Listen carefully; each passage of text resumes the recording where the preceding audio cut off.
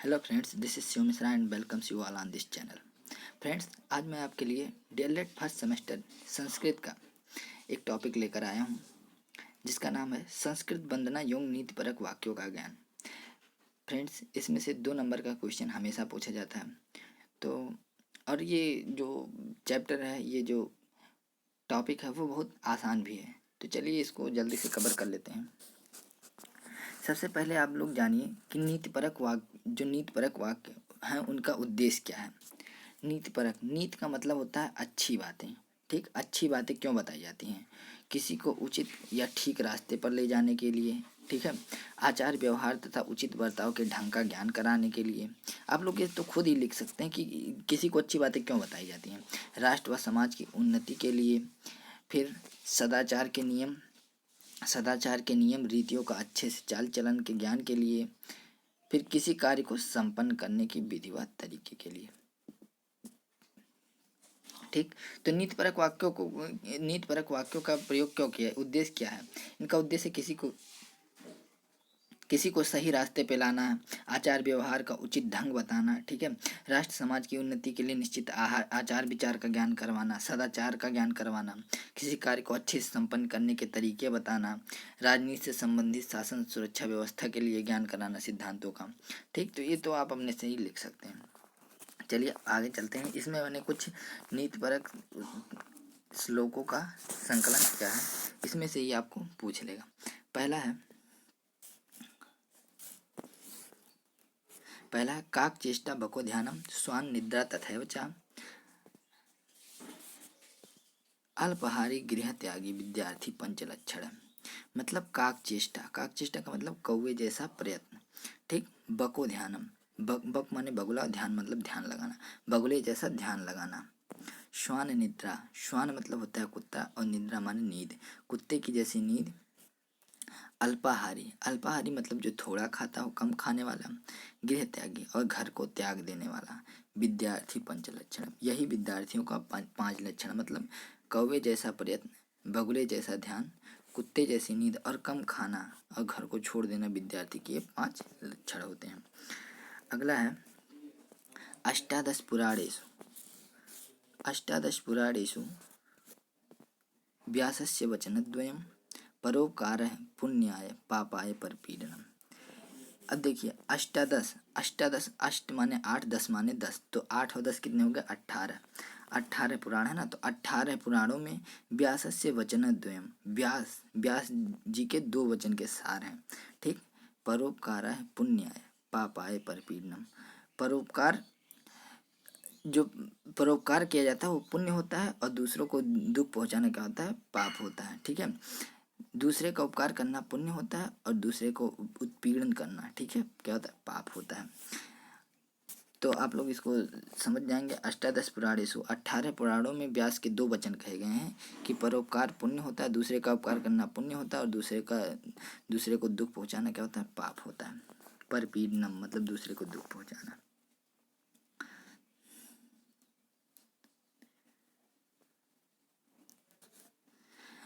अगला है विद्युतम च नृपत्तम न तैव तुल्यम कदाचन स्वदेश पूज्यते राजा विद्वान सर्वत्र पूज्यते।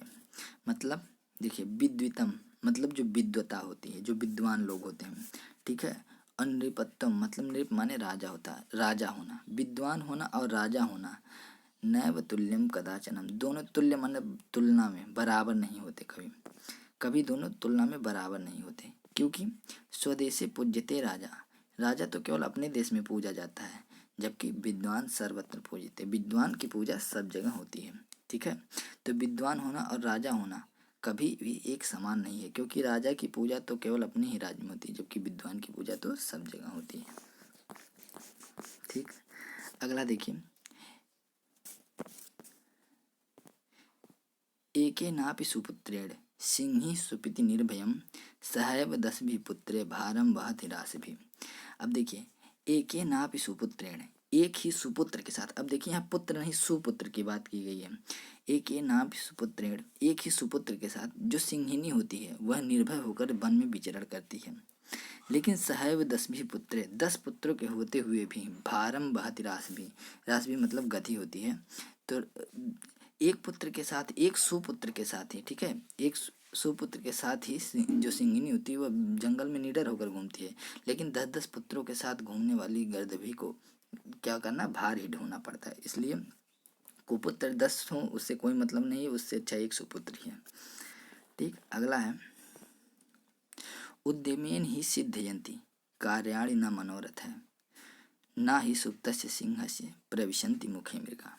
मतलब उद्यम, उद्यम मतलब होता है कार्य करना। ठीक, उद्यमेन ही सिद्ध्यन्ति मतलब कार्य करने से ही मनोरथ सिद्ध होते हैं। कार्याणि न मनोरथ है, कार्य परिश्रम से ही पूर्ण होते हैं, मन में सोचने से नहीं। जैसे कि अगर कोई सिंह, सोता हुआ सिंह सोच ले कि मेरे मुख में भूख लगाया हो और मेरे मुख में आ जाए हिरन, तो ऐसा नहीं हो सकता कि बिना उस खाली मन में सोचने से आ जाएगा। जैसे सोते हुए सिंह के मुख में हिरण सोचने से खाली नहीं आते, उसको खुद जाके कार्य करना पड़ता है। अगला देखिए, अभिवादनशीलस्य नृत्यं वृद्धोपसेविनः चत्वारि तस्य वर्धन्ते आयुर्विद्या यशोबलम्। मतलब अभिवादन, जो लोग रोज, नित्यम मतलब रोज, वृद्धों की सेवा, अभिवादन और शील करते हैं। ठीक है, प्रणाम करना, उनको अभिवादन करना, उनकी सेवा करना। जो लोग वृद्धों की रोज सेवा करते हैं, उनका अभिवादन करते हैं, उनकी 4 चीज़ें हमेशा बढ़ती हैं, आयु, विद्या, यश और बल। ठीक है, आयु विद्या यशो बलम मतलब आयु विद्या यश और बल। देखिए लिखा है, वृद्धों को प्रणाम, सभी को प्रणाम करने वाले तथा वृद्धों की नित्य सेवा करने वाले पुरुषों की आयु विद्या यश और बल 4 वस्तुएं बढ़ती हैं। देखिए अगला है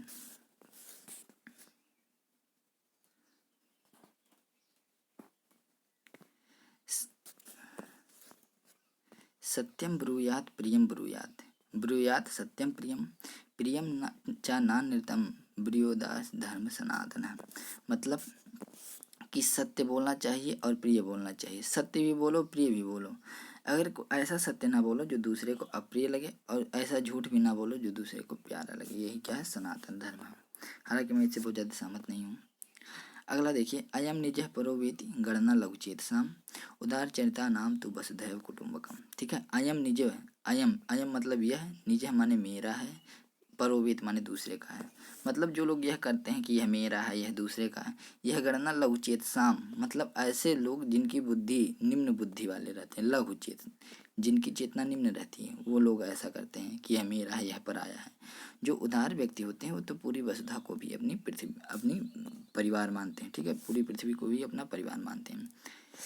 देख लीजिए, इसका अर्थ यहाँ दिया है कि यह मेरा है, वह दूसरों का है, यह तुच्छ बुद्धि के लोग सोचते हैं। उदार मन वाले के लिए तो पूरा पृथ्वी परिवार होता है। अब देखिए, वंदना किसे कहते हैं। वंदना मनुष्य के लिए एक प्रकार की ऊर्जा का स्रोत है। ठीक, वंदना एक प्रकार की मनुष्य के लिए क्या है, एक प्रकार की ऊर्जा का स्रोत है। यह 2 प्रकार की होती है, व्यक्तिगत वंदना और सामूहिक वंदना। और सुभाषित किसे कहते हैं, सु का अर्थ है श्रेष्ठ और भाषित का अर्थ है उच्चारण करना, अर्थात सुंदर बातों को उच्चारित करना ही क्या है, सुभाषित है। हम लोग कुछ सुभाषित 1-2 ठो देख लेंगे। मूकम करोति वाचालम, ये वंदना है। मूकम करोति वाचालम पंगम लंघयते गिरम यत कृपा तमहम वंदे परमानंदम माधवम। ठीक, इसका मतलब है मूक, मूक मतलब गूंगा। ठीक है, वाचाल मतलब बोलना, पंगम मतलब लंगड़ा, और गिरिम मतलब होता है पर्वत, लंघने माने लाग जाना। अब देखिए क्या करना, कि मूकम करोति वाचालम, कि गूंगा भी बोलने लगता है, मूकम करोति वाचालम गूंगा भी बोलने लगता है, और लंगड़ा पर्वत भी लाग जाता है। यति कृपा तमहम वंदे परमानंदम माधवम मतलब जिसके ऊपर, ठीक है, जिसकी कृपा से गूंगा भी बोलने लगता है और लंगड़ा व्यक्ति भी पर्वतों को लाग जाता है, उस परमानंद को देने वाले प्रभु की मैं वंदना करता हूँ। तमहम वंदे परमानंद माधवम। ठीक, अगला है ओम विश्वानि देव सवित दुरितानि परासु यद भद्रम तन्न आशु। मतलब हे विश्व को उत्पन्न करने वाले सूर्यदेव, सवित दुरितान मतलब सूर्यदेव, हे विश्व को उत्पन्न करने वाले सूर्यदेव, हमारे समस्त पापों को नष्ट करो और जो भी पुण्य कर्म हो उन्हें शुभ कर्म, पुण्य कर्म को हमारे अंदर भर दो। ठीक, और ये लास्ट है कि अस्तो माँ सदगमय तमसो माँ ज्योतिर्गमय मृत्योर माँ मृतम गमय।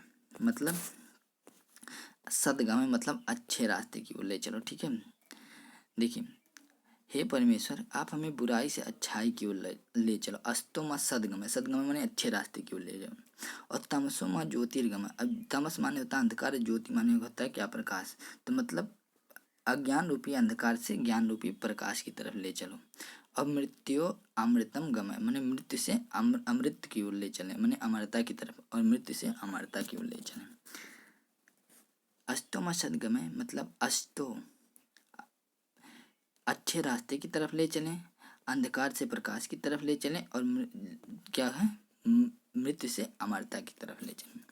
तो इसमें से कोई ना कोई आ जाएगा, आप लोग एक दो श्लोक याद कर लीजिएगा, इसमें से रट लीजिएगा, और अर्थ तो सारा का सारा याद रहना चाहिए।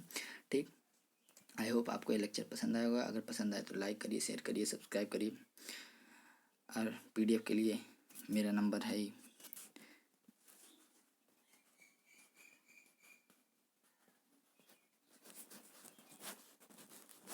इस पर टेलीग्राम या फिर व्हाट्सएप करिए।